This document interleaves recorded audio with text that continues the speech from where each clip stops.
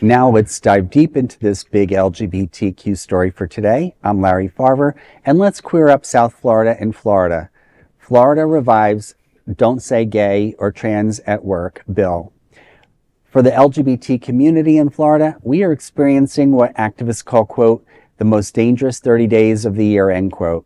They are referring to the Florida legislative session.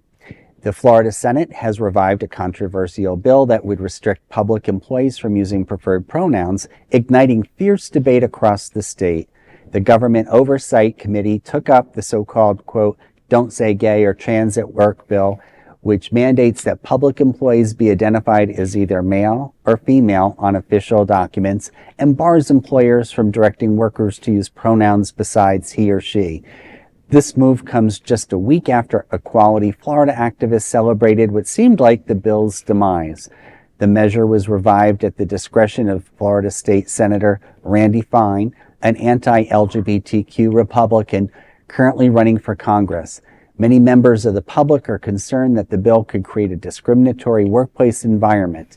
Robert Lee, a Florida resident who traveled to Tallahassee to oppose the bill on behalf of his gender-nonconforming children, said, quote, I don't understand the purpose of this. This bill is hurting my family.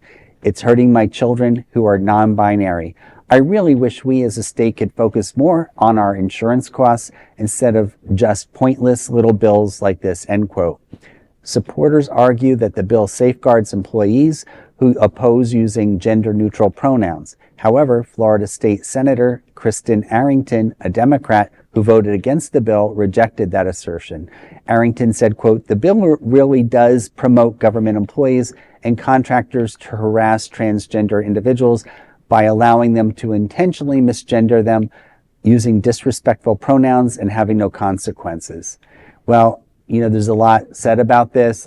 Certainly in the presentation I attended at the Pride Center, you know, there was lots of discussion on many different things. I know Mary It's Mary released a social media presentation. And, you know, it's scary to think that there are people who legitimize this type of discrimination, bullying.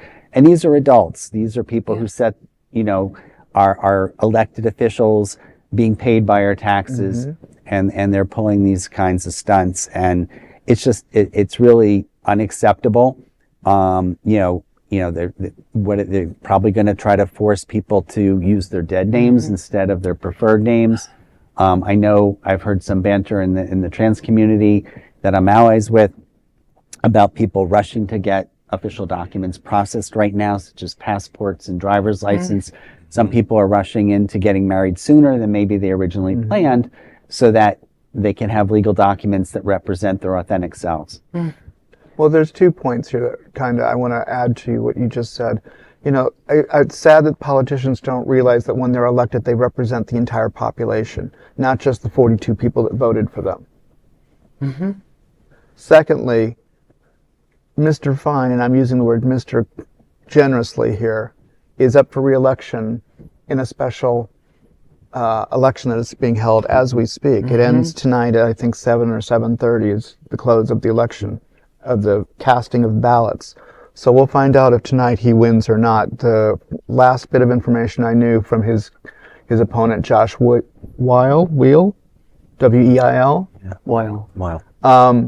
that he was outspending him 10-1, and that in his heavily red district, the district is 65% Republican, 35% Democrat, that he was ahead by 4 points as of the last poll.